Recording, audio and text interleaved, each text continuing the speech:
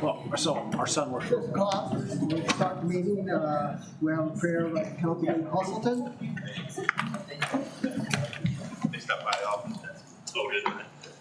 Lord, we come before you tonight, grateful for the opportunity to serve this great city. And we ask that we have your guidance as we work the will of the people tonight and conduct your will. May you guide our words and our actions to your will. In your name, Lord, I pray. Amen. Amen. I pledge allegiance to the flag of the United States of America and to the republic for which it stands, one nation, under God, indivisible, with liberty and justice for all.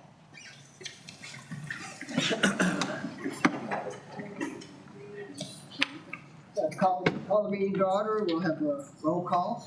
Wallers, Here. Hazelton, Here. Joe, here, Lester, Here. Michael, Here. Haley, Present. Schwartz, Spencer, Here. Spicer, Young. Present. We have a quorum. Okay, we'll have the agenda. I know we're going to have a presentation under 8 about the Show Me State Air Show. It'd be good if we reordered the agenda to move that resolution related to that up right after the presentation. I entertain a motion to do that. A motion? Second. Councilman, okay. Motion second. All in favor of moving that up, say aye. Aye. All opposed? Nay? Okay. So we'll move,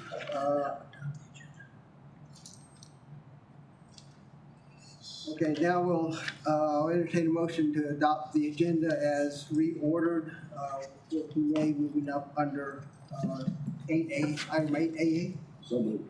Second. All in favor? Aye. Any opposed? Adoption as reordered is made. Do we have a proclamation? So I think that the individuals from the Pantry JC are here. Come on up. Sure. So I'll read the proclamation.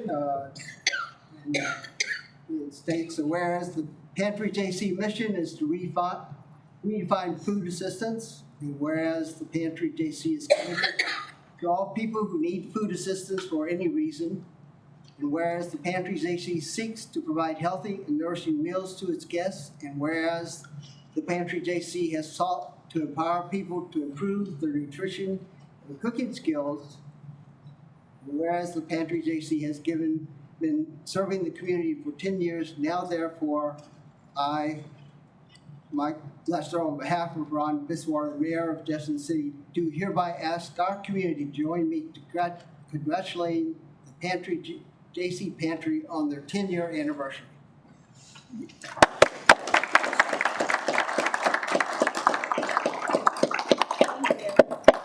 So we have one of our founding members here, Stephanie Scott Huffman.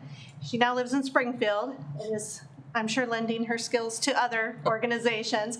But Melanie and I both serve on the board, Melanie Christie and I'm Karen Scholes. We both serve on the board for the Pantry JC, and we're very proud to serve it in Jefferson City. Can we get a picture? Yes.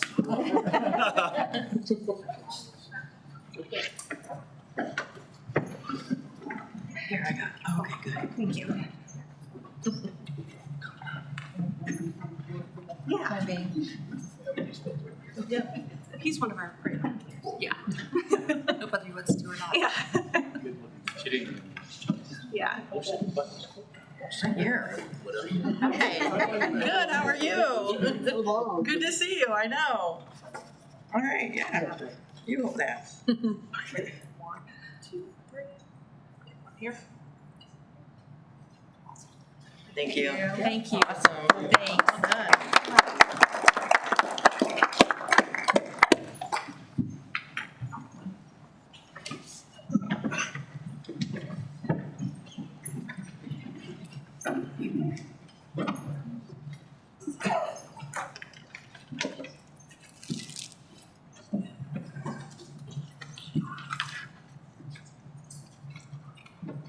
Okay. We have now opportunity for public comment. We have one person signed up. Roll call.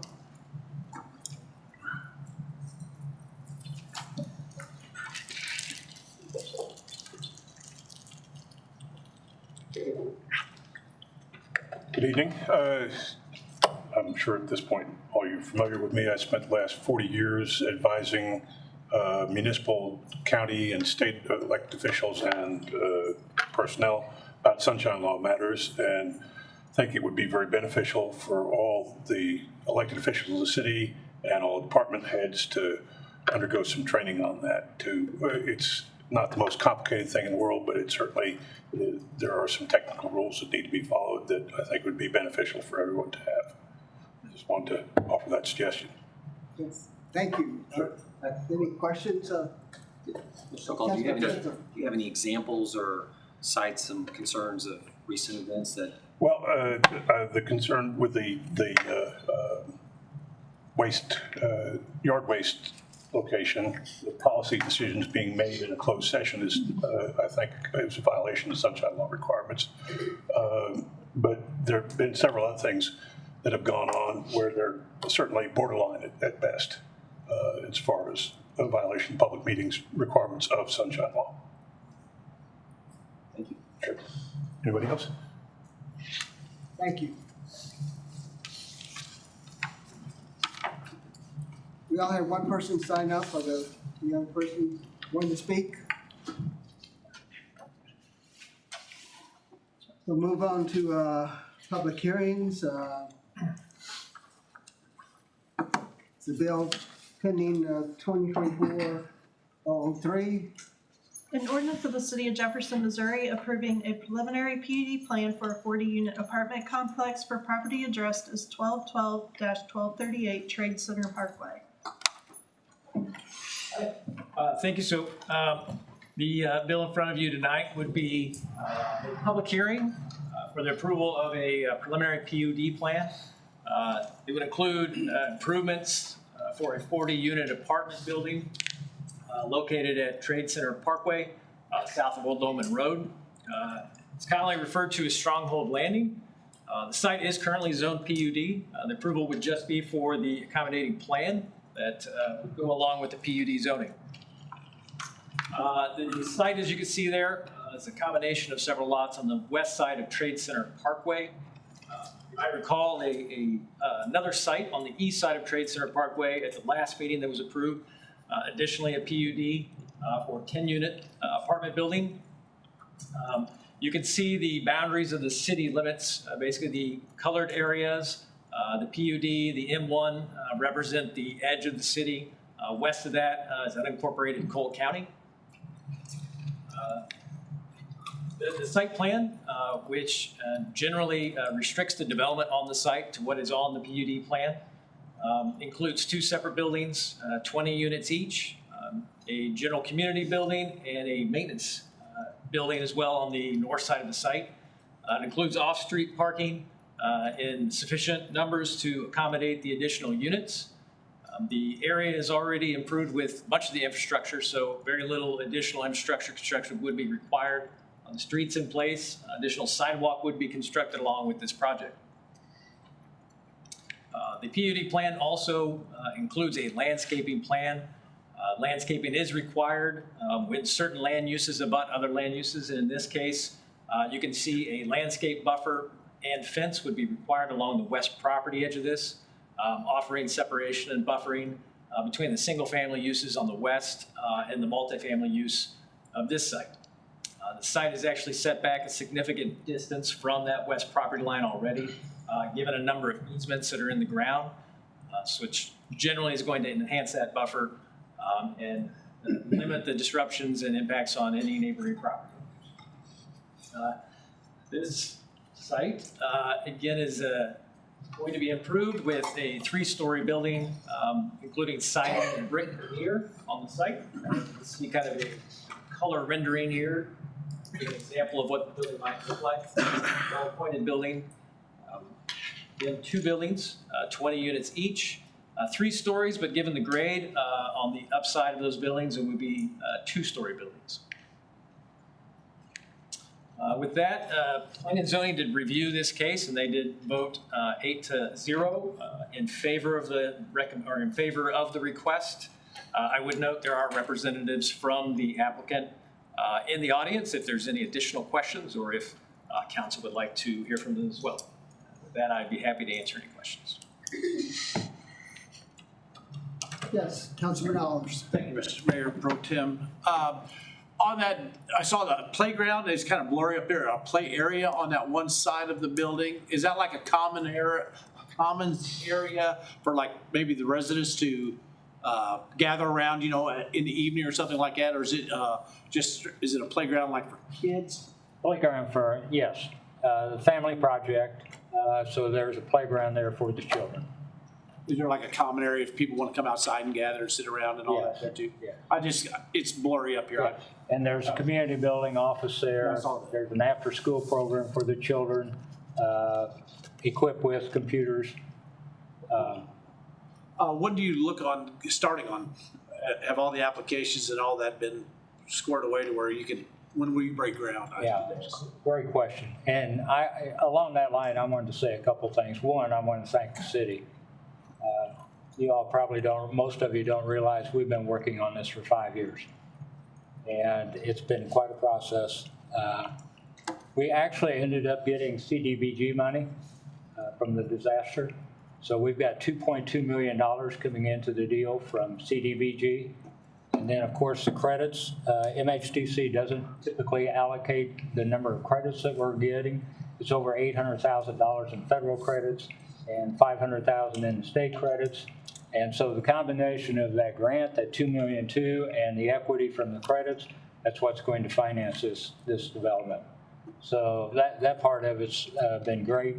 I have to say, and bear with me, I know you got a lot on the agenda tonight. Jason Otzke happens to be here. I have to thank him. The man has stood in there, stood with us, 5 years of me. At this point, he says, you told me 5 different years that it was going to be funded this year. And here we are. It's actually going to get funded. To answer your question, again, the city's been great. Everybody in planning, zoning, everywhere. We just got the plans approved officially by the city. They're going out for bid. Matter of fact, I think they went out today. We hope to turn that around, and several people who are contractors in the crowd will laugh at me. We hope to turn that around in 2 weeks. And that's kind of funny to say even. So sometime in the next 3 or 4 weeks, we will submit what's called a firm submission to MHDC for their approval. It typically takes MHDC at least 60 days to issue their firm commitment. And that's just basically the final numbers. We have a commitment from MHDC. Basically, it's called a conditional commitment. We need the firm. We get the firm in hand, and then basically we go to closing. And that takes about 30 days. So I'd be real pleased if we got to close this in July. Very pleased. And of course, we're ready to go. Contractors are ready to go. That's predicated upon the bids. But we're going to be okay on the bids. That's maybe wishful thinking or a prayer to God, one or the two. But we think we're there. And again, tonight I just wanted to thank you all, the city, the employees of the city, the departments, everybody's been great. The fact that we got that CDBG grant, that's so significant. We're just ready to, we're going to roll up our sleeves and go at it and build you something you can be proud of. 40 units, I believe there's 32 bedrooms, 10 3 bedrooms. We've got, I'm doing this from memory, so bear with me. I didn't want to look through the file. I believe we have 10 workforce housing. That means 80% of median income, so that's typically higher than the tax credit 60% of median income. And I also believe that we've got like 4 truly market rates, so it's a mixed income project. We're calling it workforce because this is what we do in many communities. We get a mix of populations, income, and it is people that work and live in your community. Do you have a waiting list already of people? Oh, yes. Yeah. That's what I was Yeah, we've got a wait list, and it'll be full, seriously, they'll be full 30 days after we get the contractor to turn the buildings over. Well, I think the city in total and everybody's Really looking forward to this, and hopefully it spurs everything else that we've approved, get digging and all that stuff and get moving. So Tremendous look need. forward to it. Tremendous need in your community for this. There really is. Mine and next year's and the year after, if you feel like funding it. There's a need here. And I think MHDC, through all this, realizes that, which is helpful to you. Well, thank you very much. I have a question for you. Sure. First, I just want to thank you for bringing this project to Jefferson City. Okay. We clearly have a housing shortage here, and this is a first step in addressing that. My question for you is, I hear your anticipated date of starting. What do you anticipate the full process to take from beginning to end? Well, the general contractor's not here tonight, so I can lie without somebody throwing something at me. But we hope he gets it built in 12 months. So if we can start in July or August, in 12 months next year, July or August, we certainly will have units coming online by then. So we would hope to wrap it up in 12 to 16 months. I will say 12. The contractor, if he was next to me, say 16. But yes. I get it. And you said something about a waiting list. How are you informing people that this list is People hear about this through meetings like this, and you know, again, we've been working on it for 5 years, so they've anticipated it much sooner than this. So yes, there's a waiting list. Thank you, sir. Thank you. If you could, I know you've been before us before, but. I'm sorry, I don't hear well, so I'm doing this on purpose. I'm not being. I know I'm old. I have a soft voice, I'm sorry. But I know you've been before us before, but if you could give your name for the record. My name? Yes. Yes, my name is Pete Ramsell. I represent the developer, who is Central Missouri, the Community Action Agency out of Columbia. We do a lot of work here in your community. And I represent a lot of people because I'm also representing the investor that's actually going to bring the equity for the tax credits to the table. One of our affiliated companies will actually be the project manager. There's another company that is actually the project consultant that's put this application together over the past 5 years over and over again. So we're very, very involved in this project. Okay. Now I just want to echo the previous comments and thank you for your persistence and Mr. Otke's persistence in getting this to fruition. We desperately need this housing. Thank you. At my age, you think I know better. You just have to keep working it because that's the way things work in today's world. It really is. Yes, sir. I wanted to also thank you for bringing this project to Jefferson City. I wanted to ask from a procedural standpoint, from initiation to tonight, how has your experience been with the city in getting this project approved? It sounds like it was the least challenging part of your process, so what were some things that went well? The process with the city has been very well. It's just gone well. And I say that from a perspective, I've been doing this, I'm telling my age, but I've been doing this for 50 years. And I've worked in almost every community in the state. And let me explain this briefly. I was the executive director of the Missouri Housing Development Commission under 2 governors. And so I have literally worked with almost every community in the state. Your community and the effort they put in this and holding our hand and being there for us and supporting us, it's been top notch. That's good to hear. Thank you so much for sharing that with me. Any other questions? Yes, Mr. Smith. Yeah, I just might, in the bill conversation here, we're just saying that, this has been a multi-year culmination, I think, of several things. I think the first iteration was a concept back in, I think, 5 years ago that our staff worked on, all the way through the LIHTC project and the approval process that our staff accommodated them and went with them along to help that process and leverage those funds with our disaster recovery funds. So I just want to reiterate, I think the staff that worked on that, Rachel Senzi through Neighborhood Services, a lot of work on the LIHTC portion of that, and Eric Barron, our planning manager. So they did a lot of work, and hopefully they were of assistance to you on that process. Oh, absolutely. If it wasn't for your people and the CDBG grant, I think we'd still be arguing with DED. And I hope the press doesn't quote me on that. But part of that, and with my experience at MHDC, I work closely with DED. But they just went through a ton of people during this process. I mean, every time we got involved with them, they basically had new people there. And it was your people that picked up the ball and got us to. We don't get a lot of time, a lot of opportunity to showcase that the process does work, and it works rather well and rather efficiently. We got the right guys on the team, so Yeah. thank you for that. Sure. Okay. Again, thank you.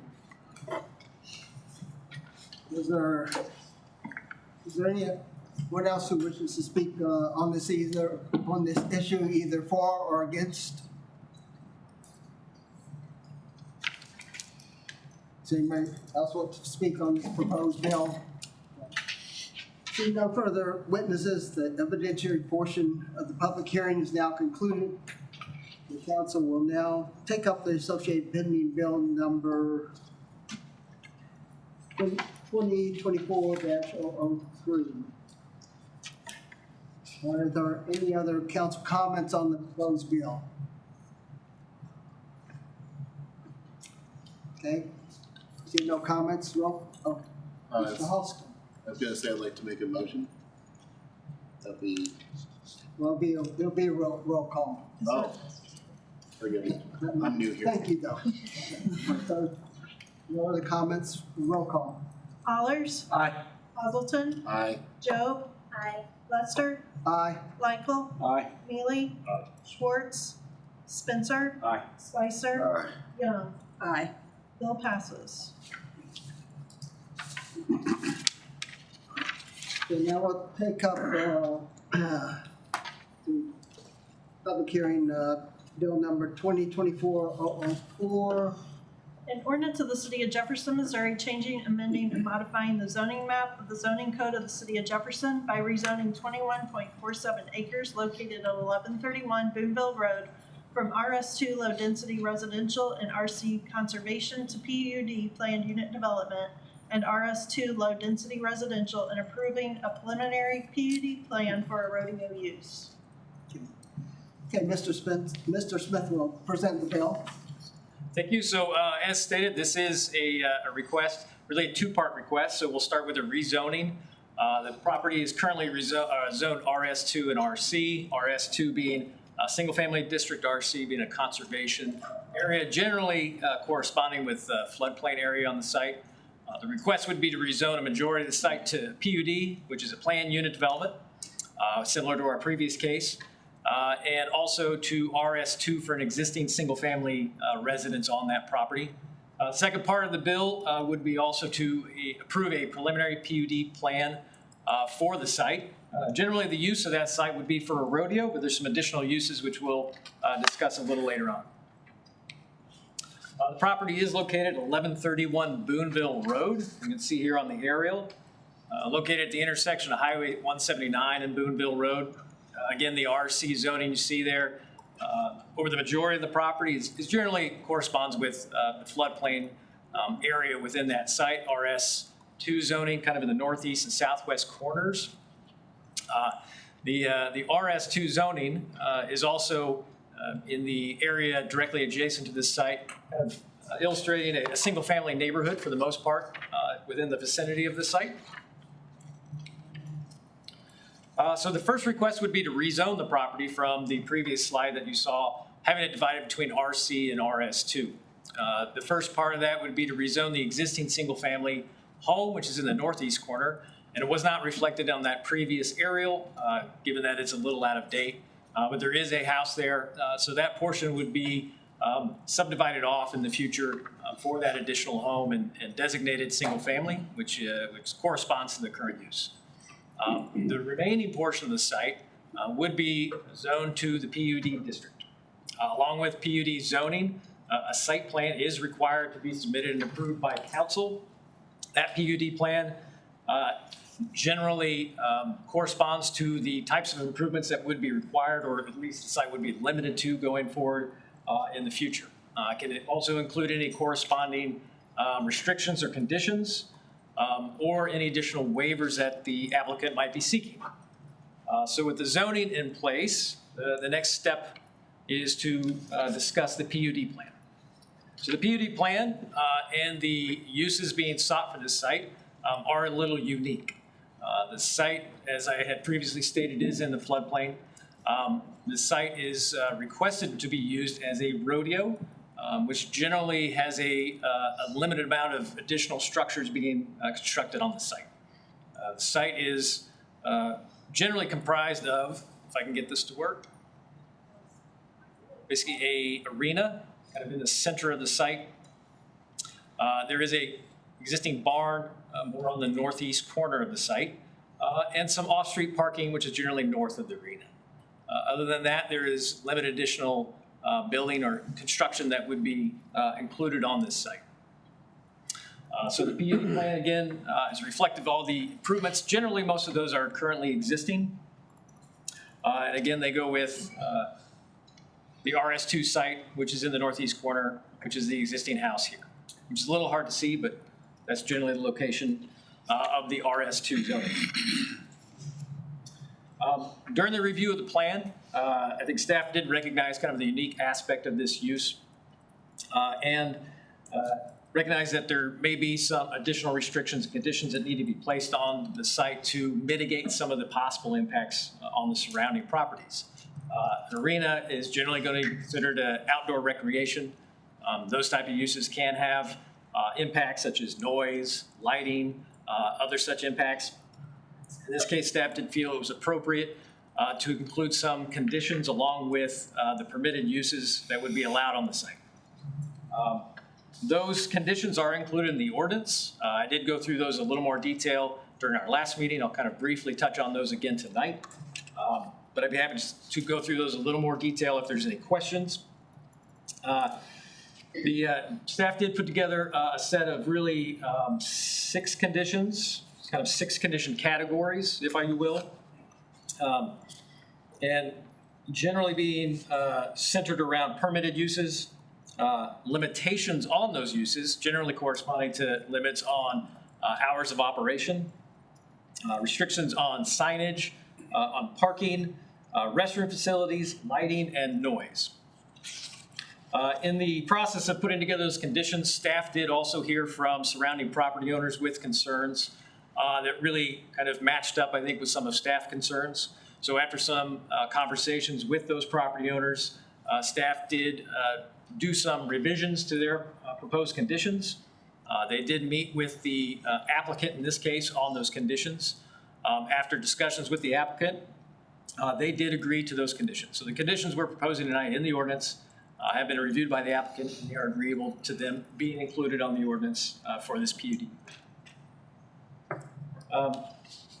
The other portion of this I wanted to note too is that staff's recommendation on this project right now is a neutral recommendation. So we did not offer a recommendation. And while that it can be unusual at times, in some circumstances it can be appropriate. We felt that given kind of the uncertainty surrounding some of the impacts that this type of use could have on the surrounding property owners, we decided to defer that recommendation, let the public hearing commence, get the feedback from the surrounding property owners who would be most affected, and then basically move that project ahead with those concerns listed within the staff report to council. In the case, though, that this did receive a positive recommendation at Planning and Zoning, which it did, 8-0, and in case in the prerogative of the council they decided to move it forward, staff did want to make sure those conditions were included in the ordinance as staff's recommendation for a possible approval vote. Excuse me. Couple of things I'll touch on the conditions, though. The permitted uses. So the use of the site would generally be restricted to an outdoor rodeo type use. There would be some other ancillary uses like practices, barrel races, agricultural and equestrian uses, generally riding lessons for horses, other kind of agricultural uses you might expect on a lot in this location. Some of the limits on the number of outdoor event rodeo occurrences that can take place during a given year. So those will be limited to 5 total between the months of May through October. The barrel racing and practice events would be limited to once per week. And operations shall end by 10 p.m. on Fridays and Saturdays and 8:30 p.m. on other days of the week. No signage would be allowed as a typical monument sign, although temporary signage during days of events would be allowed, as well as advertising signage within the arena. Parking would be allowed on a gravel parking lot. Restrooms would be allowed as a porta potty on the south side of the barn, so it's obscured from view from the roadway. And lighting and noise generally follow the city's ordinance to make sure the impacts on surrounding property owners are mitigated. There are some additional items within the PUD plan I did want to note. There are 3 what we call waivers that are being requested through this PUD plan. And I will note that a PUD plan generally, the objective of a PUD plan is to grant a little bit of flexibility with the zoning code. Zoning codes are not notoriously flexible, and so occasionally there could be projects and owners that want to propose something that fits a little bit outside that box. So the PUD zoning is actually the tool you would use to say we want to grant some additional flexibility to someone who is doing something unique or something that doesn't necessarily fit within the confines of what the zoning code is. So per this PUD, the preliminary PUD plan that was proposed by the applicant, they are suggesting 3 deviations are necessary or requested. One of those being a gravel parking lot, which I previously mentioned. The other would be no parking lot landscaping. The last would be no sidewalks along Route 179 and Boonville Road. Those are both shown on our sidewalk plan, so they would typically be required. And that was brought up, I think, at the last meeting. I want to just kind of further some of the comments on that. It is a PUD plan, so conditions are part of the process. So additional conditions regarding sidewalks could be placed on this. I think some of the rationale for waiving the sidewalk requirements per the applicant is generally the low intensity of the use of this site. The amount of investment going on the site, generally you want to see a new development. If you're thinking, say, a 3-story office building, there's a significant amount of investment there, so the corresponding investment in sidewalks is appropriate. Here, there's very little investment or additional investment that would go on that site that would kind of correspond, in a proportional share for that sidewalk. And lastly, sidewalk code does require 5% of the total project cost go to sidewalks. And in this case, that would probably lead to a limited amount of sidewalk being constructed on the site. There's also very limited connectivity within several thousand feet of the site, so there wouldn't be immediate connectivity. So again, speaking for kind of the applicant's perspective, I think that was the rationale for requesting that waiver. Again, all these waivers can be requested as part of that PUD plan. That is the proposal that is on the bill tonight. I do believe there are representatives from the applicant here tonight. If there's any questions for the applicant, with that, I'd be happy to answer any questions. Does the applicant want to present any or speak any about the proposal? Give your name. And sure. Good evening. I'm Brian McMillan with Central Missouri Professional Services, 2500 East McCarty Street. And I had a great joke at the P&Z meeting about this being my first rodeo, and in 27 years, it is my first rodeo. It is definitely a unique project here in the city, and something that I think is kind of neat to bring to our community. But yeah, at the P&Z meeting, we had a very large turnout of some of the neighboring residences and some of the neighbors, and there wasn't really any opposition to this. There was concern, as Mr. Smith outlined, with lighting and noise especially. And the owner, which I will say is here this evening, Jay Higgins and his son Cole. And if you have any questions about the actual operation of the facility, I think they're going to be the best ones to answer those. But yeah, they a lot of concerns, and I think we tried to address those and meet their concerns. So this is unique. You know, some of the things that we're not doing normally, like paving the parking lot. This is a very low volume use, and it's going to be a lot of large vehicles with cattle carriers, horse trailers, and it just doesn't make sense to pave it on something that's going to be used maybe twice a week at the most. So, anyway, happy to answer any questions that you have, or I can bring Mr. Higgins up and answer any questions about the operation of the facility. But just real quick, the other part of this is a rezoning, and Mr. Higgins built his house in the corner up there, so we're trying to separate that out from the rodeo part of the property, for just because it is a residence and just for liability reasons too. So we're going to separate it off the property and zoning also. So, Council members have questions for Mr. McMillan or Mr. Smith? Yes, Councilman Spencer. Thank you. Yes.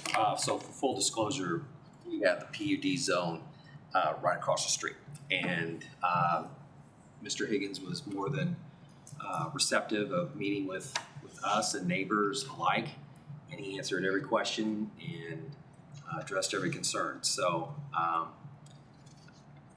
this is the process, and sometimes the process can get bogged down a little bit, get a little muddled, but this one was relatively, for what it is, I thought went pretty quick and pretty smoothly by staff and by the applicant and all that. So I just want to say, sometimes our staff doesn't get credit is due with processes sometimes, and this one went really well, and I appreciate the Mr. Higgins' investment in that area, and look forward to seeing what happens. So.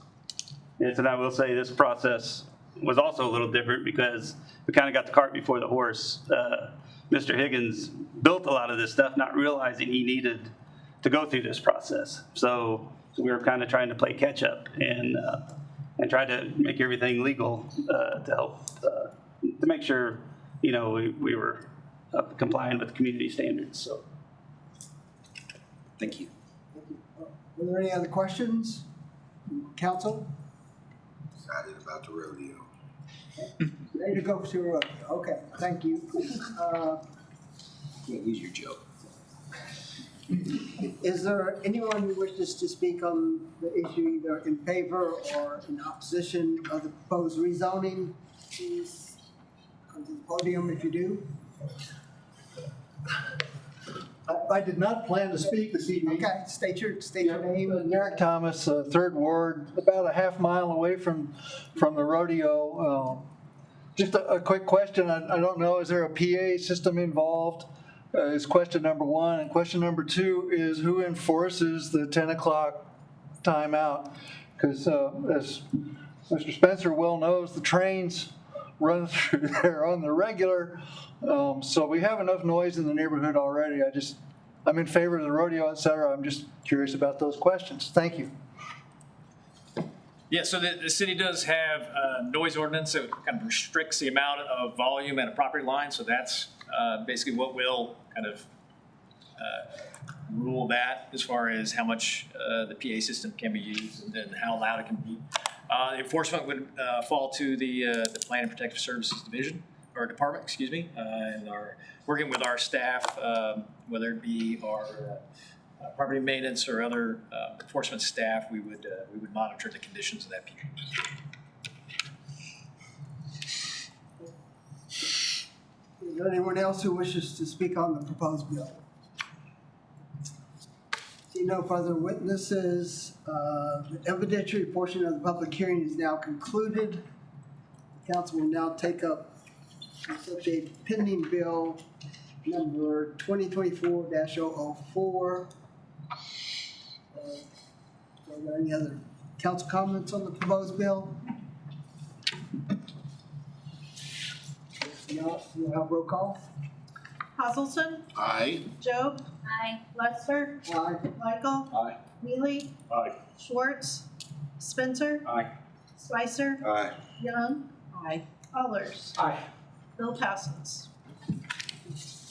No appointments this evening. We'll now have presentations from Ms. Penny Smith on the Show Me State Air Show. Welcome. Hello, I am Penny Smith. I am the director of the Show Me State Air Show here in Jefferson City at the airport. I want to thank the city for letting us do this again this year.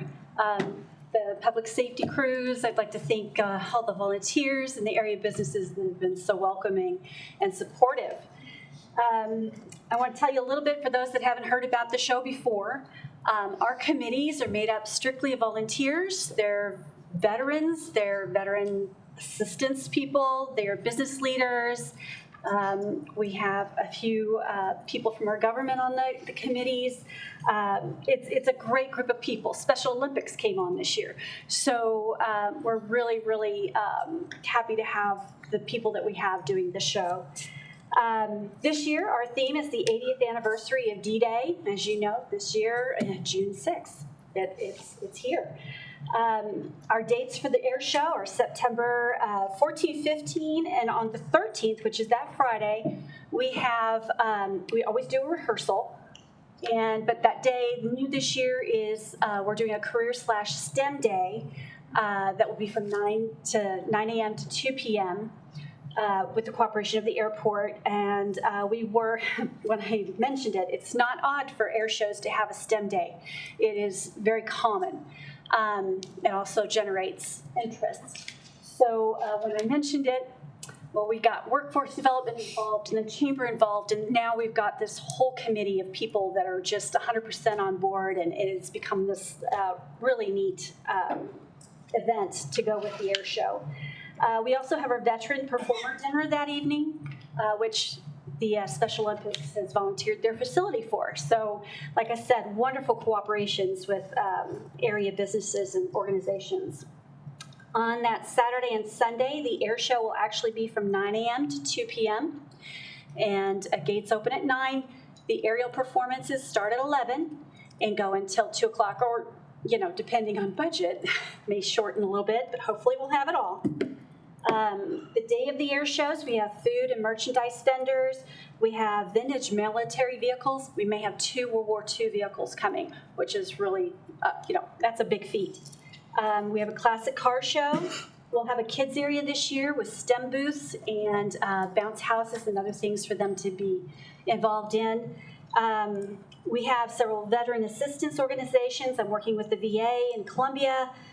We have military recruiting booths. We'll also have aircraft on the ground that will allow attendees, kids, to be able to walk into, climb into, look at all the coolness of each aircraft. Some of them are warbirds, some of them are current.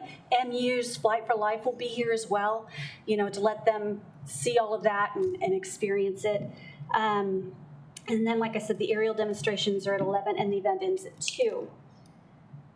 Last year, we had a crowd between 8,000 to 10,000 over the 2 days, so it was well received. This year, with the cooperation of a lot more promotional things going out, and I am working with area schools in all 3 counties surrounding, we anticipate between 15,000 and 20,000 coming in this year, so it's going to be big, barring no rain, please. So definitely something that will bring Jeff City, a lot of people coming in. Something unique about our air show is there are only 2 other cities, capital cities, that have an air show in their capital city in the United States. Ours is the only one that has the Capitol building as the backdrop. So makes for great pictures, let me tell you. Let's see. Oh. Since it's an 80th D-Day anniversary, we are featuring our World War II veterans on video interviews that will be on big screens. I don't have the funding for jumbotrons, but for big screens, 15-foot screens in front of the crowd. I've been interviewing them. You won't hear my voice, but we're going to include students from the schools asking the questions, then it pans over to the veteran answering the questions. So that's how we're incorporating schools besides the Career and STEM Day, just to keep everybody involved. And it's history, so schools need to be involved in this and get these kids, hearing what they have to say. Very important to us. Another big thing about this year's air show is that we have the Hell Diver coming. If you're not familiar with World War II, it was a bomber during that time, and this is the one and only operational Hell Diver in the world coming here for our show. So we have groups coming from Kansas City, St. Louis, and who knows where else from out of our state. So it is bringing groups. They have called. I've been working with the CVB on securing hotels, blocks, and things like that to have people coming. So it's a big deal. It's really cool. And of course, we have other World War II aircraft coming. The C-47 is coming. It actually was there on D-Day. So it will be at our show for our event. So very excited. They'll drop 12 paratroopers with the round parachutes from that era. Yeah, it's going to be magnificent. So with all this said, I proposed 2 changes to the contract this year. One is that we were looking at having 2 air boxes. So typically we had the air box to the south of the air show, which of course faces the north side of the Capitol. This year we're putting one on the north side as well. It gives a surround of the aircraft. They can fly around and do that. Plus it also offers the ability for us to use the north ramp to do a jet car race with one of the planes. It's a big attraction for attendees. They love seeing jet cars and things like that. But it offers some extra cool things that you don't normally get. It is also the only air show that has 2 air boxes at this time. So we're getting a lot of interest from aviation enthusiasts on this show. So I'm hoping it'll have them coming out to spend the night and see the next day. The other thing that I proposed in this year's contract is a gate fee of $5 per person, 5 and up. And the reason why I asked for that is to get this year's air show to work, it is a $150,000 budget. And as we all know, trying to attain those kind of numbers with sponsors, even though we've had the generosity of the city and several area businesses, we're not close to getting to that number yet. And getting the $5 per person, which you can't even get a Happy Meal for anymore, we figured would really help us in making the money that we need to make this show happen. And plus, if there's anything extra, it goes forward to the next year for deposits on aircraft and all the other things that go with making the air show happen. And that's everything I have.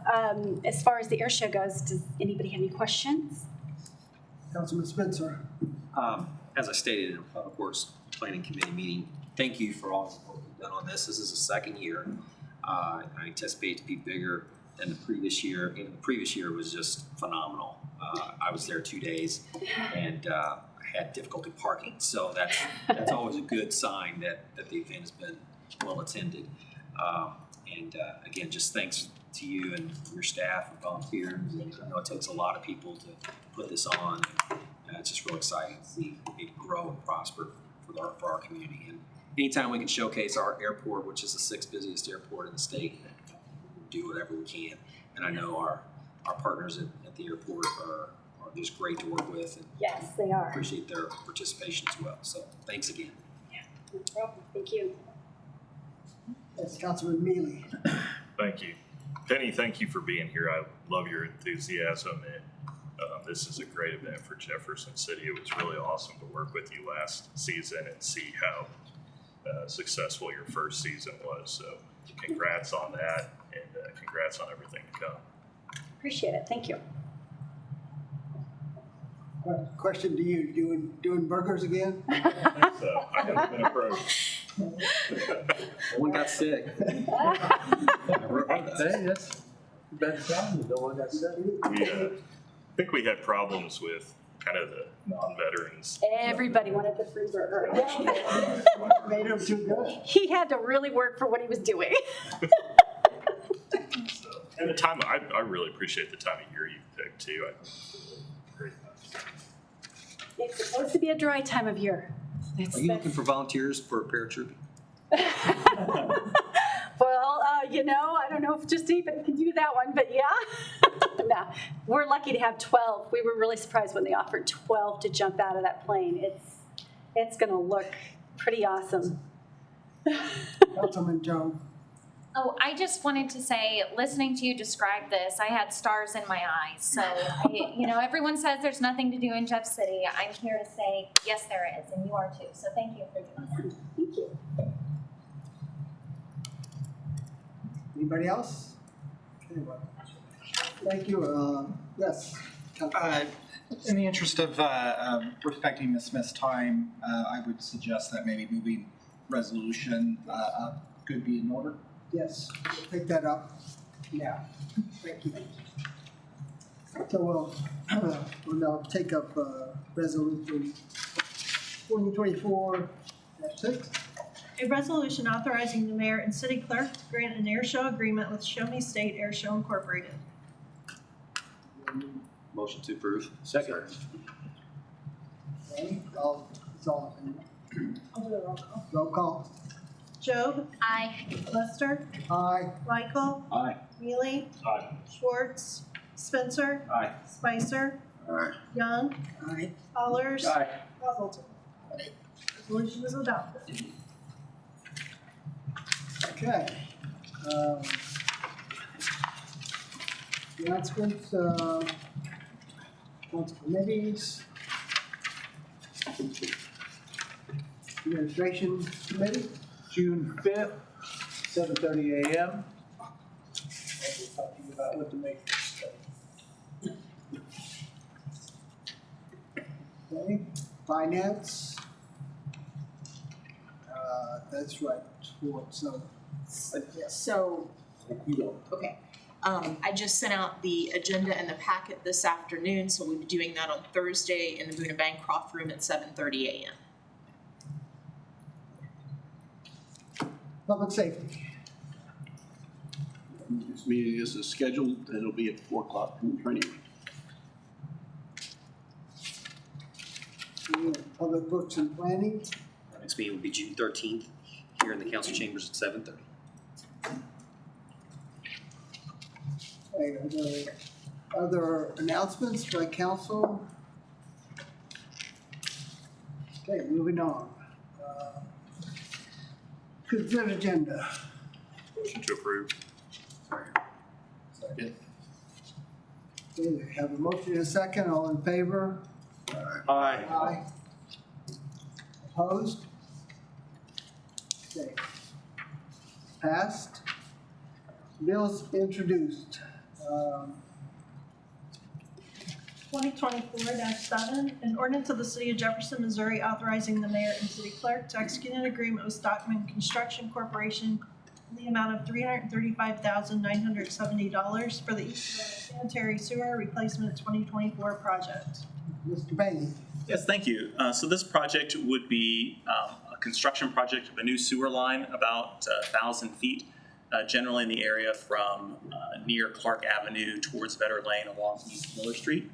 The project will actually be working in conjunction with the replacement of a potable water system, and so trying to connect those two projects together so the less disruption and less street repair. So I'd be happy to answer any questions about that project. Any questions at this time? Okay, moving on, Bill 2024-008. An ordinance of the city of Jefferson, Missouri, amending Chapter 19, Motor Vehicles and Traffic, Schedule J, Parking Prohibited, with the addition of 110 feet on Stadium Boulevard west of Carter Street. Okay, again, Mr. Bain. Yes, thanks. We have on the screen an image of what we were just talking about here with this bill.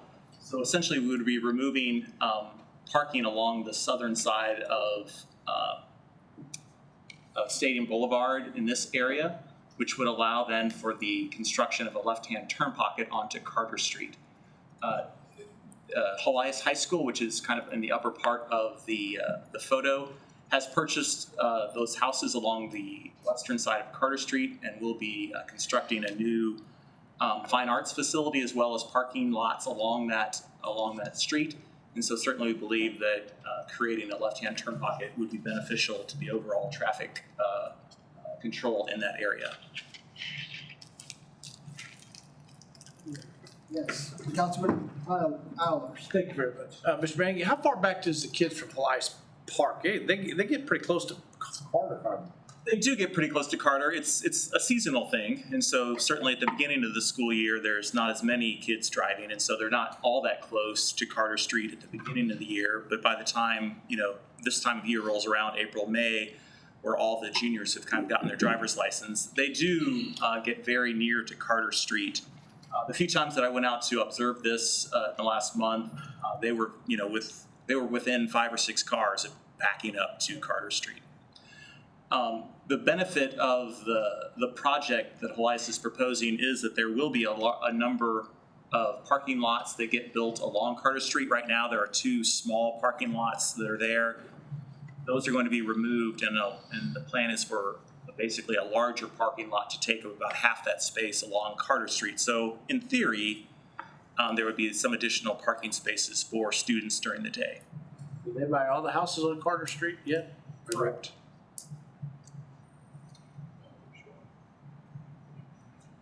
Thought there was one holdout.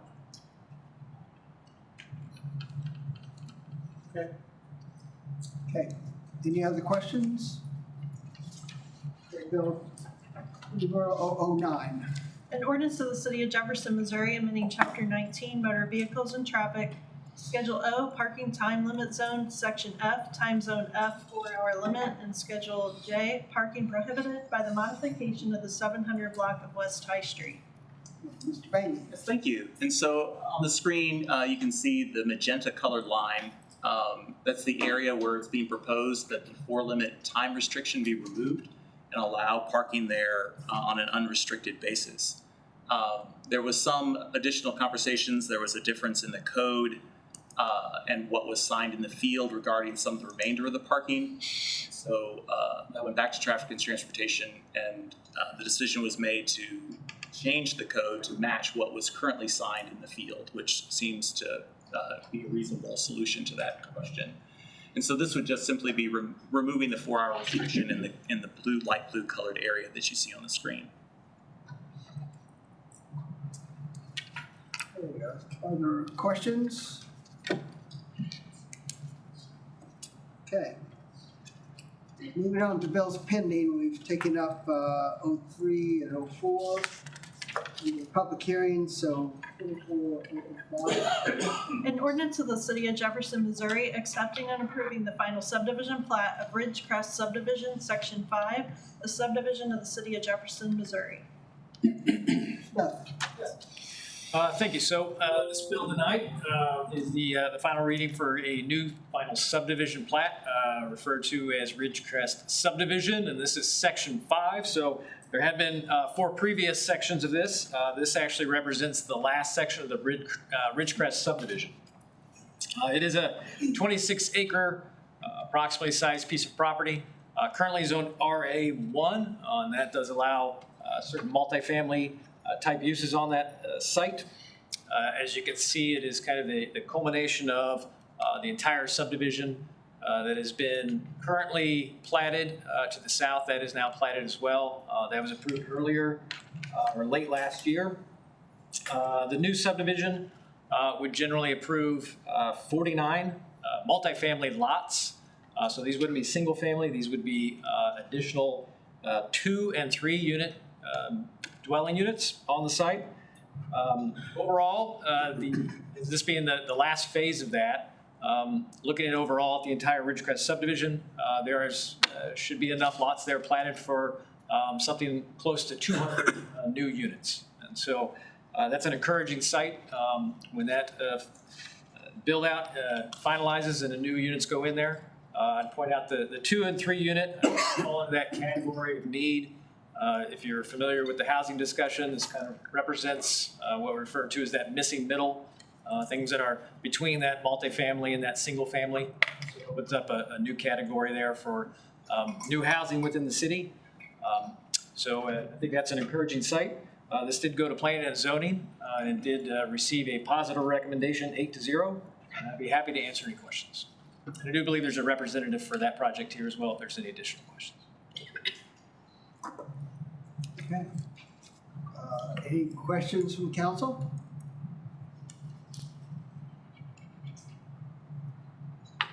For a roll call vote? Roll call. Lester, Aye. Michael. Aye. Mealy. Schwartz, Spencer. Aye. Spicer. Aye. Young. Allers. Aye. Middleton. Aye. Joe. Aye. Bill passes. Okay, we'll take up Bill 24006. An ordinance of the City of Jefferson, Missouri, amending chapters 26 and 29 of the Code of the City of Jefferson by updating references to specific fees and instead placing said fees in Appendix Y. Ms. Perry. Thank you. Council was previously notified by City Administrator Crane of the amendments that we intend to make to the Schedule Y for the various charges that we have in some of the city areas. So this is actually to clean up 2 chapters of the code, 26 and 29. As we were going through and making the changes to Appendix Y, we discovered that they were referenced in dollar amount in the code as well as in the Appendix Y. So we're removing the references from the code and we're putting those within Appendix Y as we do with all other modifications. So it's really a cleanup as we move forward. I'd be happy to answer any questions. Council have any questions? Council have roll call. Michael. Aye. Mealy. Schwartz, Spencer. Aye. Spicer. Aye. Young. Allers. Aye. Middleton. Joe. Aye. Lester. Aye. Bill passes. Nothing on informal calendar.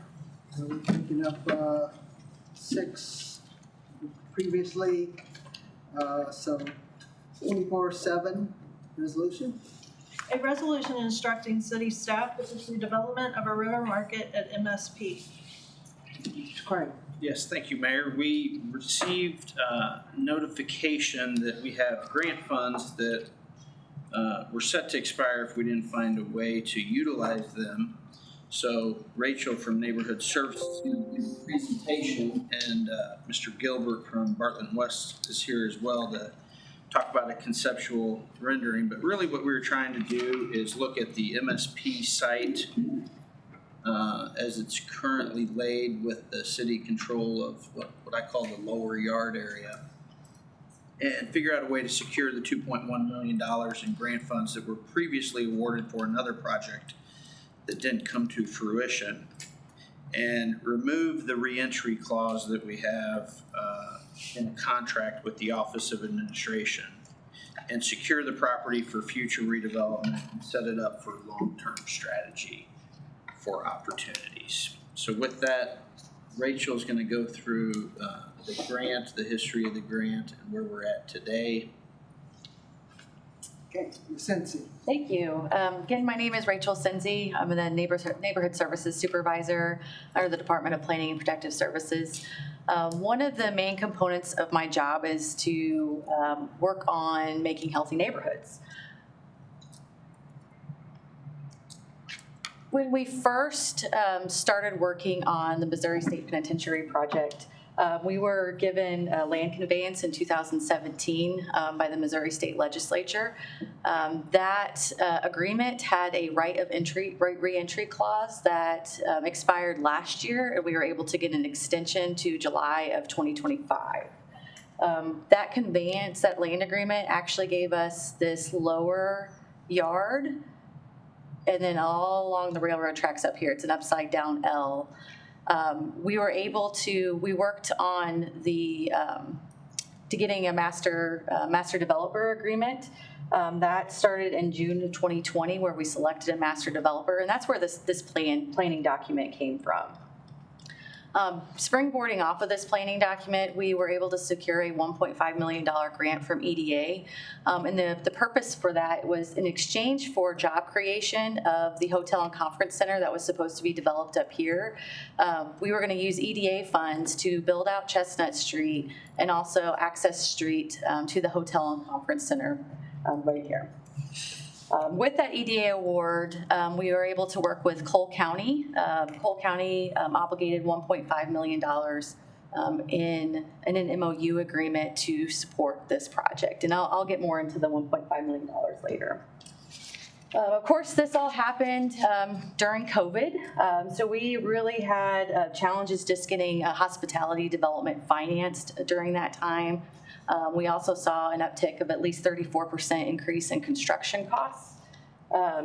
So that was challenging for this development. The good success story of this is that we did have the state of Missouri obligate this section over here for the One Health Lab. So in doing that, we were able to get an agreement with the state where in exchange for that property, that they were going to pay 50% of the build out of Chestnut Street. So that's the background. In December of 2022, we applied for a community revitalization grant in hopes that we could help incentivize and subsidize that developer that was struggling to finance the development. For the community revitalization grant, the original request was mostly demo, asbestos and abatement demo of the Saddle Tree Factory, Housing Unit 5, which is the red brick building that's closest to the river, and select sections of the wall, and then rehab of a corridor that connected Housing Unit 5 to Housing Unit 1. Also requested fencing, streetscaping, and trail connectivity and sidewalks. It's important to note that the intent of the community revitalization grant is not really for a redevelopment project. It's more for investing in the neighborhood. The neighborhood surrounding MSP is what's known as a qualified census tract. It means it has a high concentration of low to moderate income people. It's one of those areas that we really want to invest in. But it makes it challenging for that neighborhood with MSP being vacant for 20 years as of September of this year. And Capitol Avenue, it's really challenging to try to work on that neighborhood when you have those two large areas of blight within our city. So that was really the intent of going after a community revitalization grant. So we applied in December of 2022. We released the master developer in April of 2023 because the gap kept getting wider on that project. And then the very next month we found out we got the grant. So it was, we had to quickly work with our partners at the State Department of Economic Development. They saw the value in still maintaining that grant and being able to invest in that neighborhood. Unfortunately, we also lost, because we lost the development, we lost the jobs component that was holding up our $1.5 million EDA grant. So we agreed to mutually terminate in September of 23. So where does that get us on our plan? So we know that the Hotel Conference Center is now shifted to Madison Street. So we're excited about that project. But we've got this space, and now we have this land conveyance issue and the right of reentry that's going to happen in July of 25. So we can't do any of this right now with the time constraints that we have. But what we can work on is the public space. So that's where we shifted.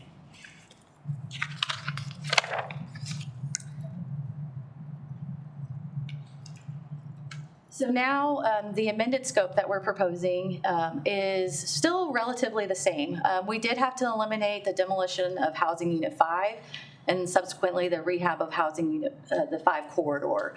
And the reason for that is we don't have the site control. Those are owned by the state of Missouri, and DED would not allow the funds to be spent on state-owned property. So then that freed up $1.3 million of our total project cost. So we added the river market. And the concept there, let's show it. And I'm not going to go into too much because I think Mr. Gilbert, Bartlett, and West is going to describe the project itself. But the background of why go to the river market and why so quickly. Well, I explained the quickly. We have the timeline constraints with the right of reentry. We also have timeline constraints with the grant itself. We're almost 2 years in, and we need to get spending on the project. So the concept of the river market really came from, okay, we can still invest in the public space component of that planning grant. We also participated during COVID. We worked with Lincoln University and community stakeholders for a local UDS Local Places program through an EPA grant. talking about food deserts, talking about how we can bring farmers markets and things in social spaces into the neighborhoods. River market or farmers market concept, social space, civic squares are also identified in the 2040 Activate Comprehensive Plan with the city. So while it was taking two challenges and packaging it up and turning it into an opportunity. Let's get into the numbers a little bit. So that's going to be really hard to see, but it should be in your packet. This is the current spreadsheet that we have available. First, I'll highlight some of the revenue sources that we have. You have the column here is the $2.1 million in grant funds that's available. We also have $1 million of non-ARPA funds, or that were formerly ARPA, designated to MSP. And we also have $1 million of sales tax that was originally part of the match of that EDA grant. So we shifted the match from the EDA grant over to this project. We also are able to leverage the investment that the CVB had on Housing Unit 4. And then we have, here's this 50% that goes in, that the state has obligated for the Chestnut build out. So they're paying half of that. And then that total $1.5 million that I mentioned earlier of Cole County investing their sales tax into the project. So one of the challenges of this overall project is we have kind of two projects that are connected, but we have to treat separately. We have the community revitalization grant that does not allow hard infrastructure, but allows things like streetscaping, so the sidewalks, the trails, the lights, the crosswalks. So what we are able to do is we're able to carve that component out of the Chestnut Street project and separate the hard infrastructure components of it. So on your spreadsheet, you see the breakdown of the grant, total cost being the 4.2 million that's obligated for that grant. And then you also have the Chestnut Street build out that is separated. So at the end of the day, what you want to look at is you've got your city funds, total project costs. We're investing $1.5 million of local city funds into, but you're getting a $6.7 million project. So you're taking every leverage and layering component that we can put at this thing, and that's the best package that we can build for this project. Were there any questions on the budget or the background?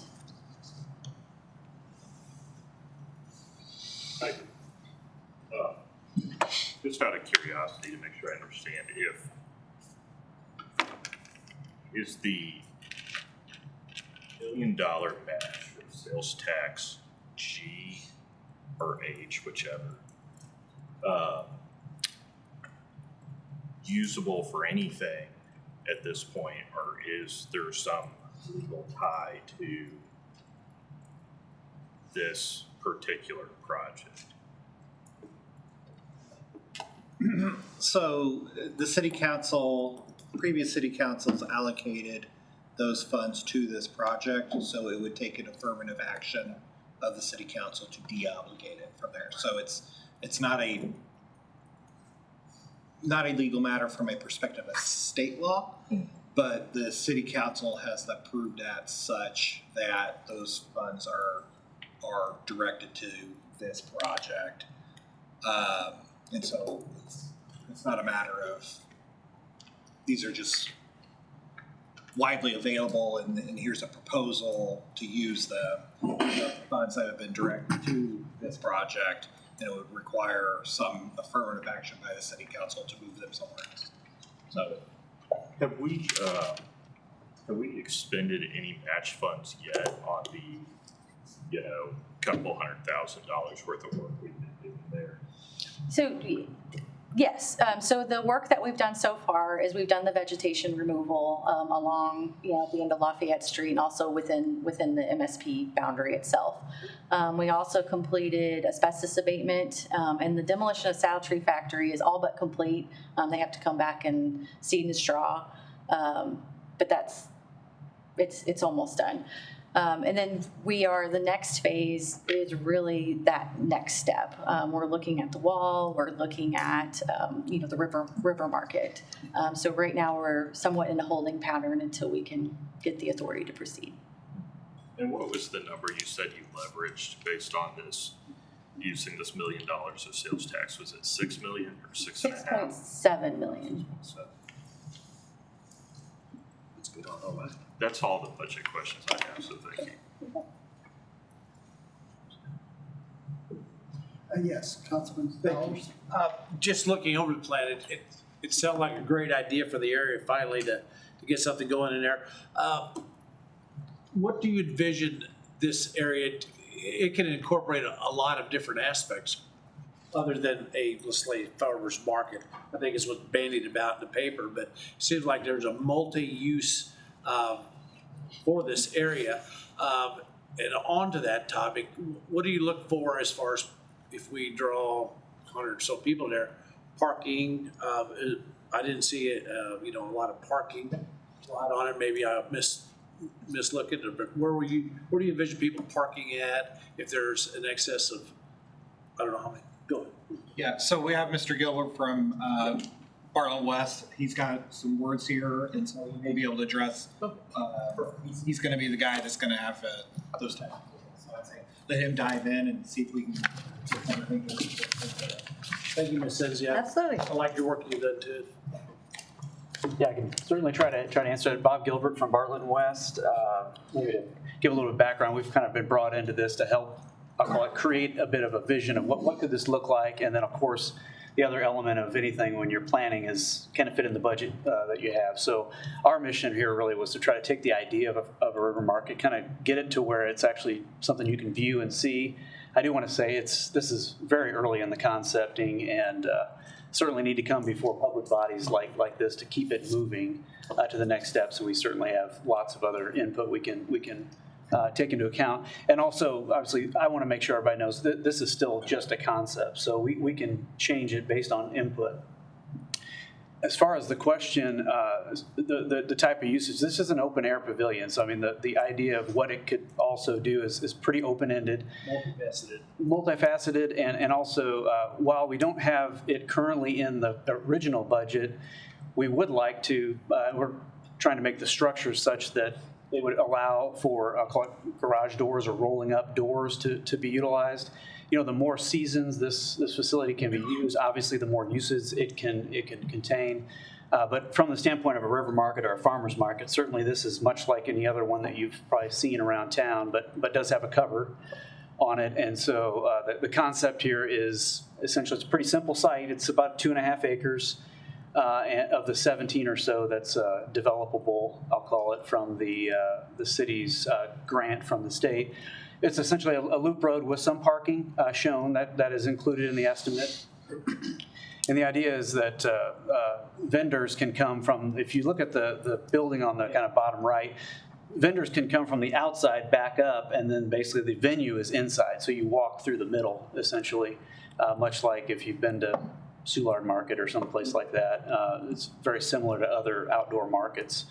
And then the middle area there, kind of where the X is, that's essentially just a public plaza, someplace for people to rest, and picnic tables and so forth. That can obviously be different types of public uses. And then the other building on the site is a bathroom.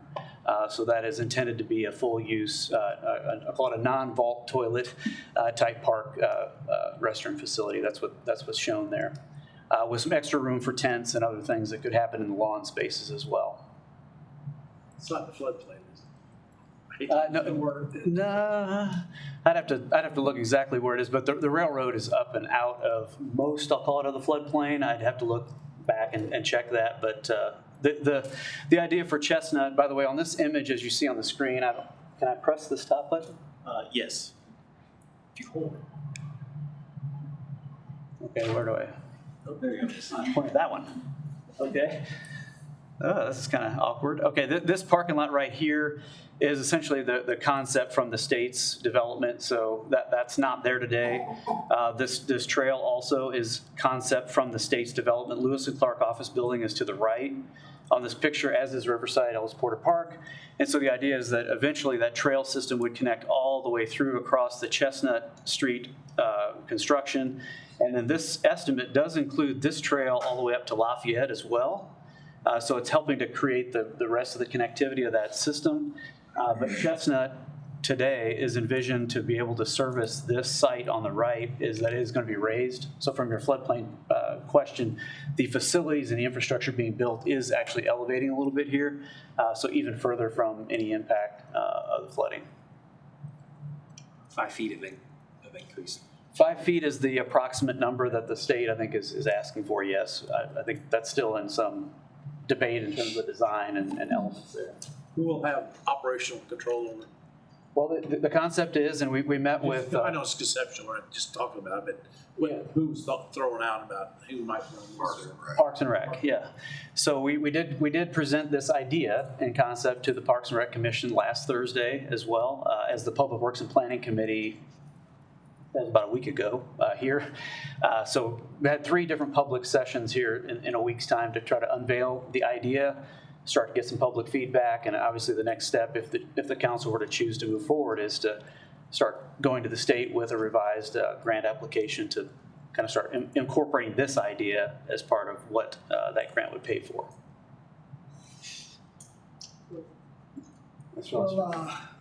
Will the project bring to this location major infrastructure, sewer and water and upgraded electric for future development in the area? Yeah, a lot of the infrastructure is in place. Sewer is already there. It is, I'll call it more or less down Chestnut.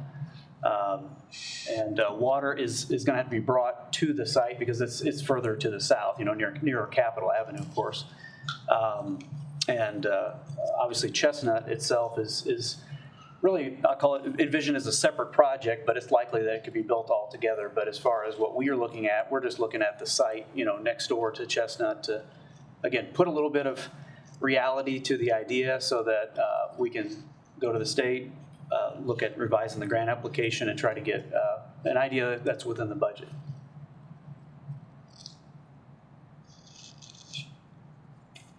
Yes, Councilman Spencer. As has been mentioned earlier, Parks, it was presented to Parks last week, and I think there was a commissioner there that had some concerns with that project. Aaron, could you speak onto how this might impact your department as far as another asset to the community? Because we did lose the one across the river that burned, which was going to be taken offline anyway with the road construction and rerouting traffic in that area anyway. But putting something back like this online for usage for customers is potential users, is that feasible? Certainly.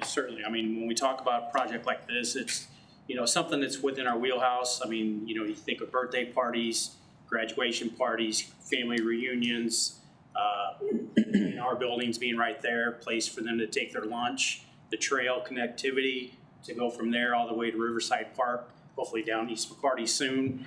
It really opens the door, that corridor, to a lot of great things. So certainly we appreciate the opportunity to be a part of this.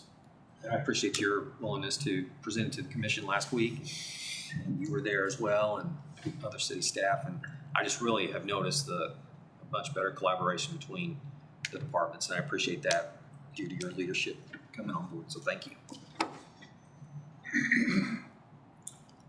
Yes, Councilman Joe.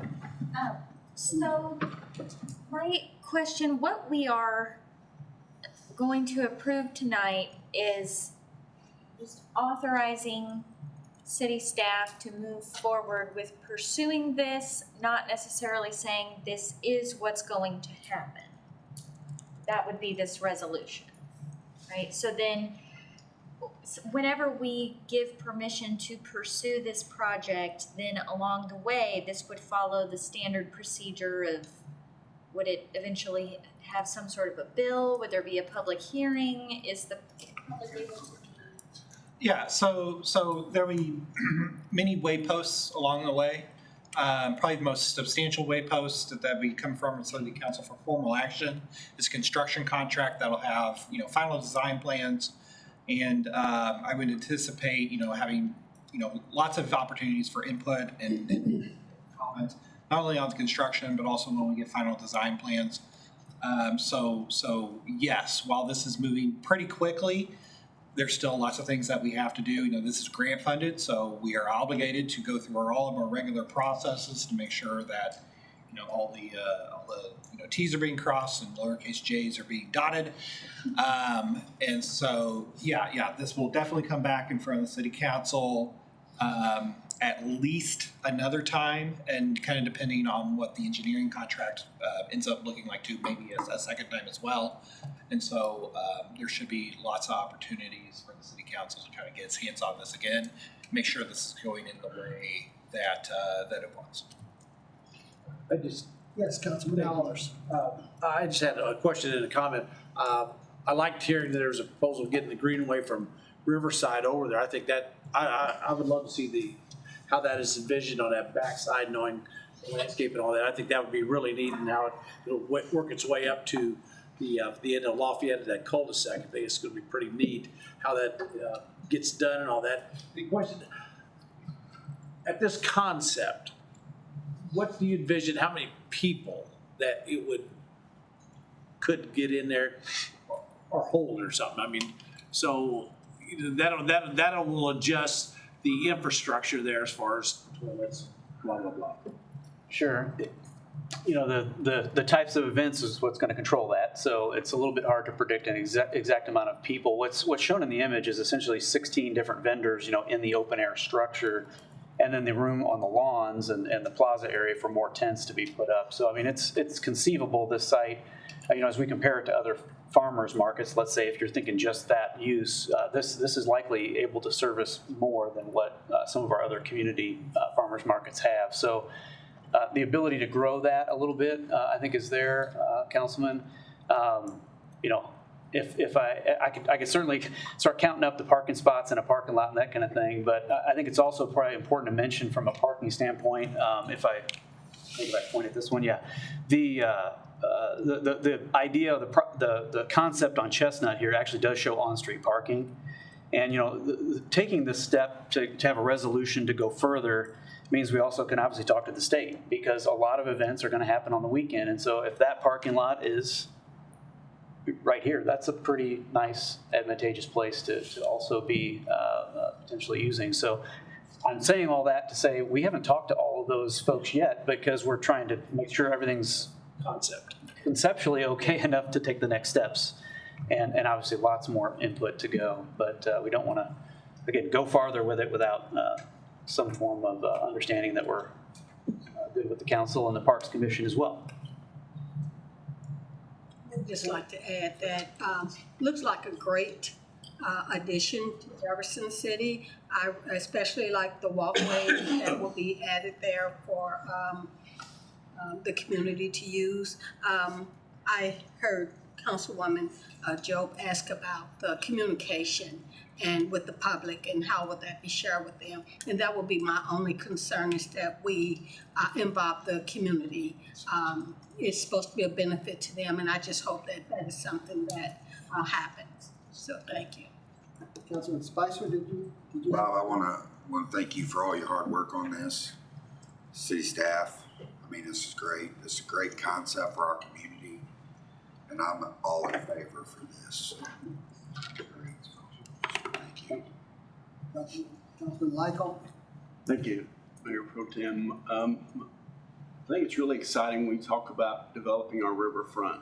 Up until recently, we hadn't had much development in the riverfront area, and this will be another attribute to our city, for our visitors, and obviously for our citizens. One cool thing, I don't know if it can work, but just as a thought, you've got the eastern end of Deborah Cooper's Park now there, in a way to somehow connect those two.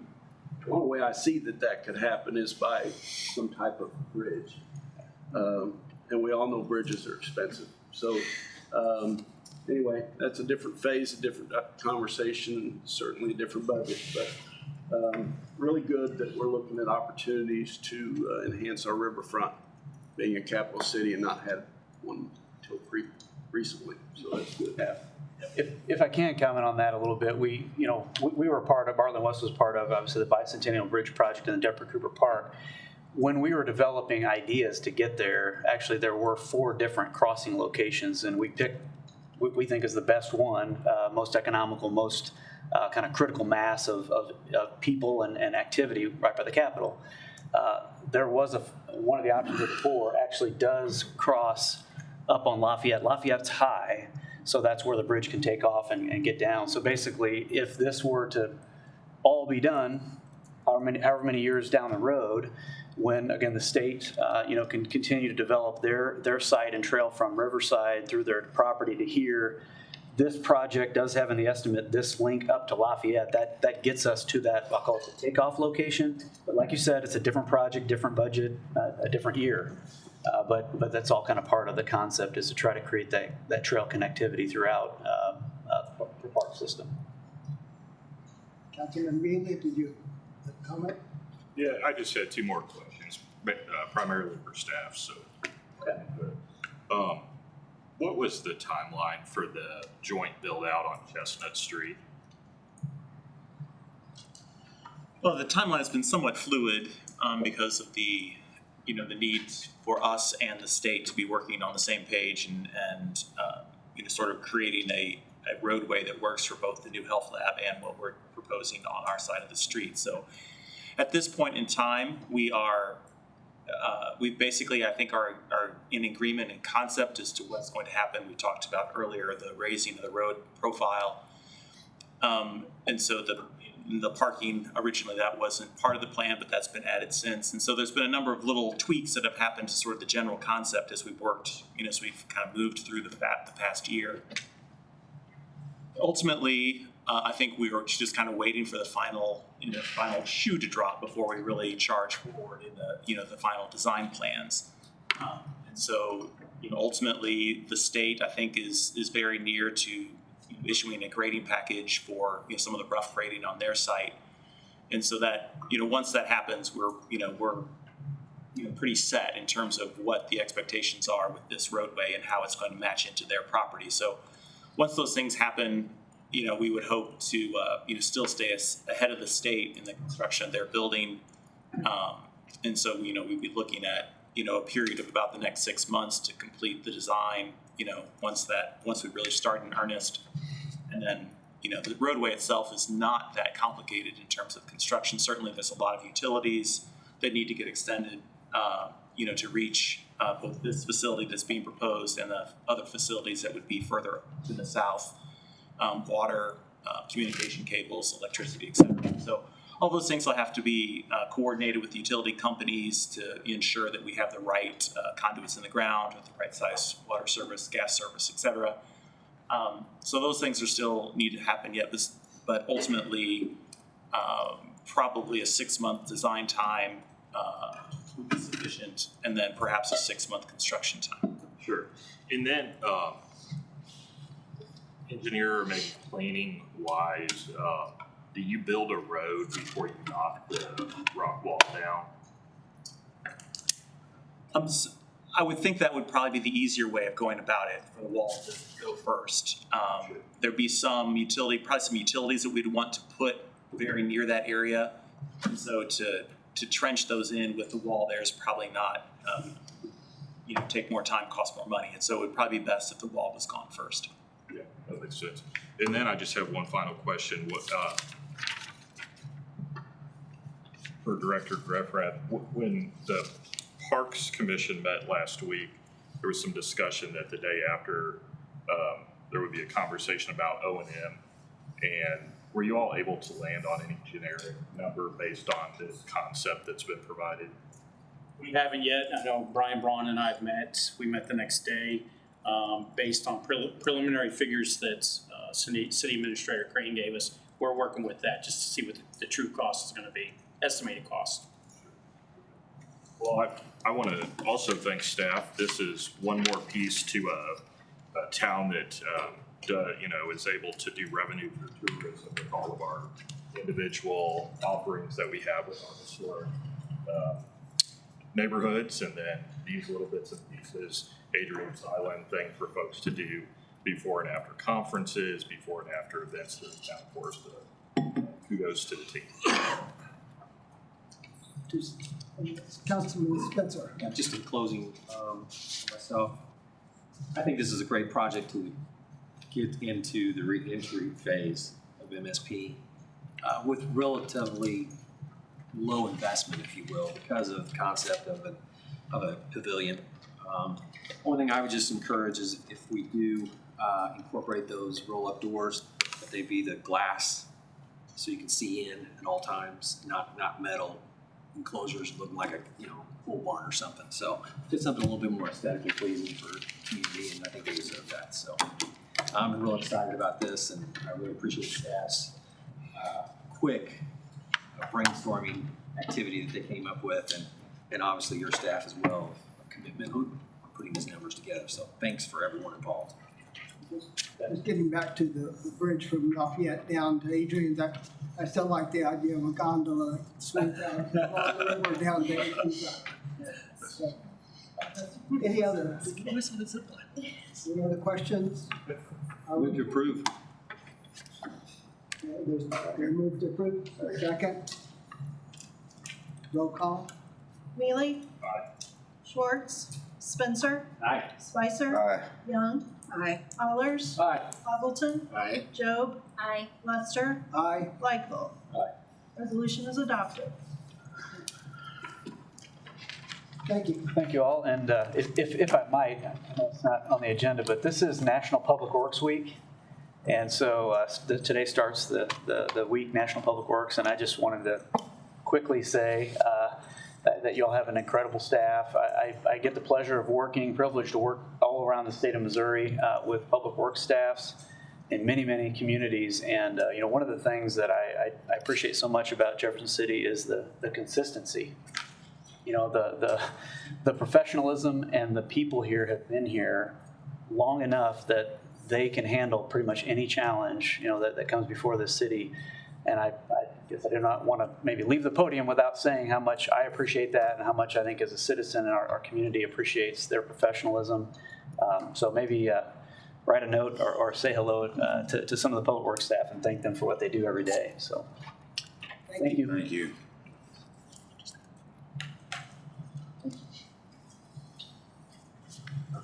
Okay, moving on, need approval of May 6th closed session. So moved.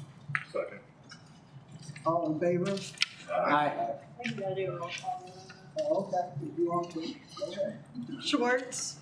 Spencer? Aye. Spicer? Aye. Young? Aye. Allers? Aye. Hazelton? Aye. Job? Aye. Lester? Aye. Likeville? Aye. Mealy? Aye.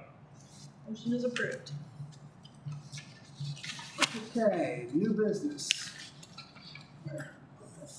Yes, I want to, okay, thank you. go ahead. I want to propose that we cancel the July 1st meeting due to holiday week. I know a few people are gonna be gone. Okay, is there discussion? Discussion is needed. City staff still here. I hate to not work when y'all work. Yes. I think that would be fine, but there might be some regular business we might need to make sure we try to either move on, or if something comes up, we might have to have a special or something. So I think we could probably accommodate that. So it sounds good, although we might need a special meeting. If something comes up that causes an issue, I think we can accommodate that. Some attendance issues. Appreciate it. Any other questions, comments? Did we have one last July, or did we postpone last July for us because of what they fell on? Am I? Maybe you were on vacation. I was discussing getting a pool bill. If I may, my suggestion, let's put this on the agenda for the first meeting in June. That way we can run it through all the departments, make sure there's nothing critical that's coming up. And then I think having it at the first meeting in June And then kind of we can make sure there's nothing there that we're missing. And then, the city council can decide that, which is makes me nervous to say, yeah, this is okay. And then we go talk to someone for 6 more and they say, oh, I was playing my path that. So that would be my only suggestion. So appreciate the thought, but I think minimal to that, Well, I think if there's something that comes up, we can have a special meeting. is the prerogative of the city council. Yeah, if something comes up. So you want to move forward? Yes, sir. I mean, there's a motion and a second. Sir. Is that Is that a roll call vote? a roll call? Simple motion. Or is that a Simple voice vote. voice vote? I think roll call is probably not procedural. Spencer? Aye. What's the motion to move to? Cancel the July meeting.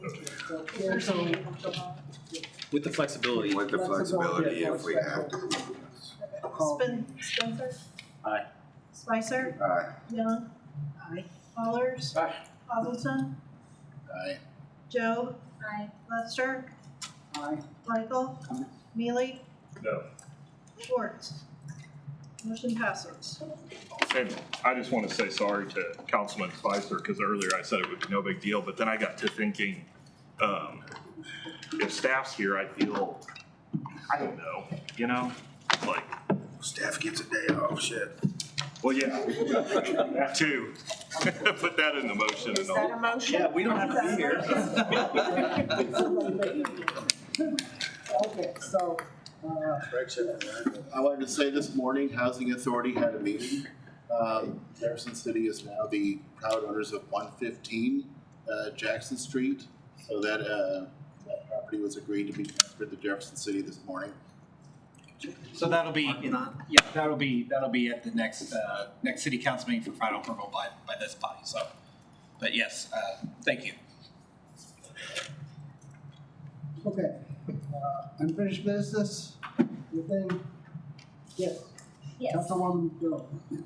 So I wanted to bring up what the Historic Preservation Commission, sorry if I sound like I'm shouting, people tell me they can't hear me. So, trying to be loud. We were told the Historic Preservation Commission called a special meeting in an effort to move the RFP process forward. They made a recommendation to Public Works and Planning of what their amendments to the RFP would be. So in the essence of trying to get this RFP out as quickly as possible, I wanted council to be able to discuss what they proposed and get everyone's feelings on it, so that perhaps at our next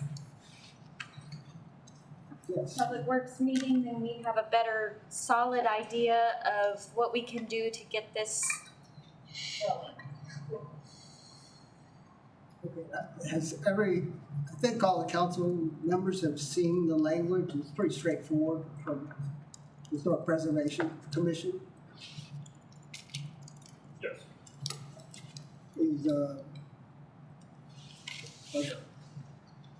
Do any council members see problems with that language or any discussion about it? I mean, it sounds to me it's just reinforcing that the proposals conform with the mixed-use zoning district and being a conservation historic district.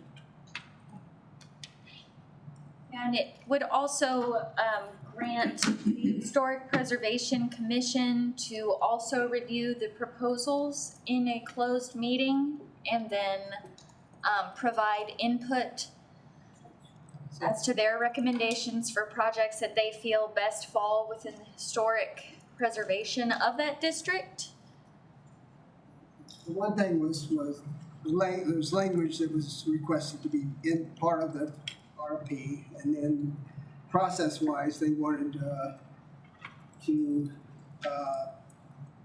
have the ability to make recommendations. And the only thing with that is, I just don't want to slow down the process. Well, I guess I'll Yes, speak, Councilman Smith. speak a little bit on this. You know, the RFP was presented to the council at your all's first meeting. It was expressed that you all have not been exposed to it. It was some time to kind of issue, if you will. There was some within the public that were advocating for a scoring matrix. I presented that to the Public Works Committee. I've had a few comments back on that. So I think in this new spirit of openness and transparency, we need to get this right. And if that means, you know, taking extra time to achieve that, I think that's what we owe the public to do. I've made some recommendations to staff on some of the requests of Historic Commission. And I think we as elected officials, we should receive those proposals first. They're welcome to participate, and I think we've come up with something in that. I don't know if we are able to disclose that yet until the draft that you're all working on gets presented to the Public Works and Planning, because that's the process that was supported by the full council at that first meeting. So that's what we're going to adhere to. So, well, I'll just add on that. I mean, typically the process is that a commission reviews something before a committee review it. So I'm not one to me, and I need to look at this first. So I don't see any issue with a Historic Preservation Commission looking at a document before I do. I mean, they're a subject matter expert. disagree, but that respectfully disagree. So that's the process that council is adhered to in the first meeting of the newly elected council. So the decision is the council's decision. Right. And again, my only reservation about historic preservation, it's really not a reservation. It would just, I would put a constraint on it that they, their recommendations be within a set period of time that is very short. Even if they have to have special meetings. And again, let's let the proposals speak for themselves, not let a predetermined preference or want determine the outcome of those proposals. Councilman Allers. I like what you said too. If this seems like I don't want it to bog down any progress, because we've been sitting on this thing for years and years. And the original RFP ultimately just gave the council the chance to look at each individual one and weigh its own merit. I didn't have a problem with the first thing we did, honestly, because it did.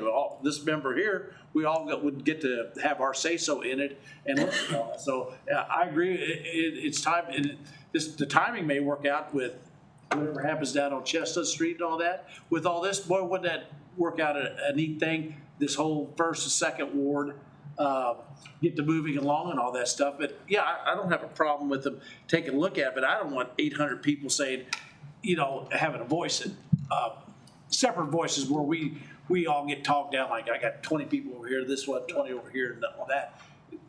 I'd like to hear their ideas, but at the last minute, all of us will get to look at it and then have our input on it, and love to hear what everybody has to say on it. So in an effort of saving time, could we make a motion in this session to dictate what the procedure would be? It's not on the agenda. So City Council gave very clear direction to refer this back to the Public Works Committee, and that's where it sits. So in the absence of a appropriately noticed up agenda item, I would advise against that. And part of the problem that we have here is that we don't have a full quorum here. We have a quorum, but we don't have a full slate here. And so I think procedurally it would be a little odd, because it would be 6 people send it back, and then 5 could strip it out of there. I'm not sure how that would work, but the main problem is that this wasn't noticed up. And so to change direction like that from something that was officially taken by the city council, I'm not comfortable with. And I'm just trying to be timely. You know, my expectation was when this left council, it was going to go to HPC at a special meeting, which they scheduled, and then it was going to go back to Public Works, and at Public Works in real time, there would be a decision on, you know, we ingest this language and approve it at that time. So I think we lost a little time, but, you know, we'll see how it goes. So I know there's some new things related to parking. My anticipation, though, is that next Public Works and Planning, we would have everything for the RFP that the Public Works and Planning could decide on. Is that a correct anticipation? There's certainly nothing, I think, from a staff perspective that would prevent a decision. That staff's aim is to provide as much information and options is to make it ready for final decision. So that's ultimately up to the committee, but it's staff's intention to do everything we can to make sure that staff isn't impeding any type of process. I'll note that I did see the opinion in the News Tribune about the state and how they've been remiss in keeping up property. And I know in the past we've not owned the property, and now we own the property. And I mean, if this goes, there's some of that property that the roof is constantly a problem. To me, we should do something about it. It's certainly before one. Help prevent further deterioration. Not putting a new roof, but doing something to prevent further deterioration. And if there's a problem at 429, the same thing. The other properties I don't know about, I think they're too far probably gone, but we can look at that too. But I do think it's our responsibility. Yes, Councilman Hustle. I agree, Mr. Malostra. We have to get these to market. Every day that we hold on to these, they are a liability. They're a danger to our first responders. They're a danger to the public. They further deteriorate. And the longer we let this go, the higher the risk gets, because something is going to happen. It's not a matter of if, it's when. We have to get these to market. In that vein, could we do a special Public Works meeting like the HPC did instead of waiting for their June 13th meeting? That's up to the members of the Public Works and Planning. I believe that was talked about tonight. We voted on the way it is now. They got together really quick. I'm just thinking that would really help the process move. Public Works could do a special meeting.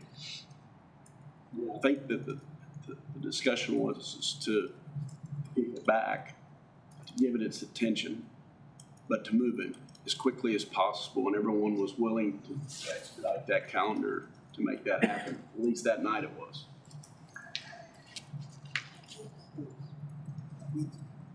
The staff have everything. No, I wouldn't say everything, but we can get that done pretty quickly. What would we need to do to call a special meeting? Do we do that here? Do we do that in an email? Emily, help me out here. What do you want to know? So it's Look at the calendar. so either the chair can call the meeting or a quorum, I believe is how what the rules work. So quorum of the committee is 3. So or at the prerogative of the chair.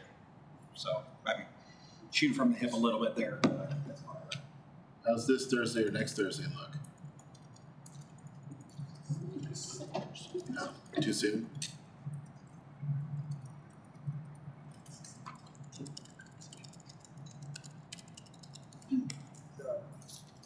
This Thursday, so is there another day or not? Not on my schedule. Could you miss it so that it can move that on? I speak for the rest of the commission, so. This Thursday works for me. Next Thursday is a little more dicey. I won't be here this week. I'm out of town. I can make the following Thursday, the 30th work.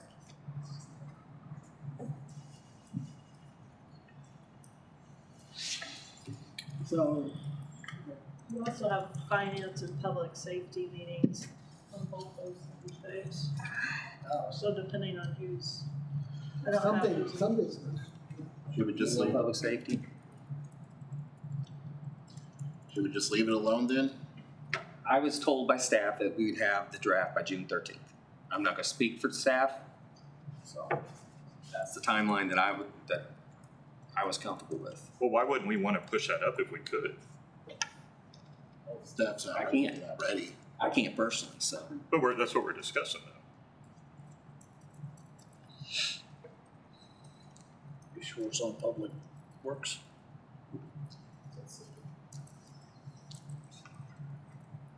Okay. So it sounds like we're gonna leave it, June 13th. With the intention of getting the RP ready to go. With, at least to move the council. On that meeting.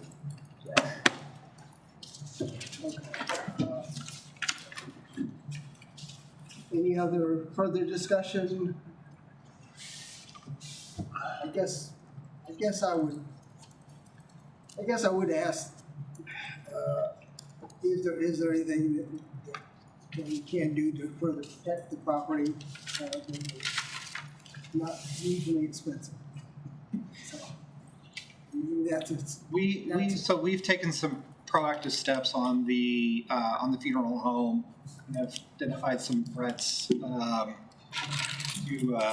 that structure that we put on some remediary type measures that I think are positive. We got bids, quotes probably is a better way to say it, on some of the problems at 113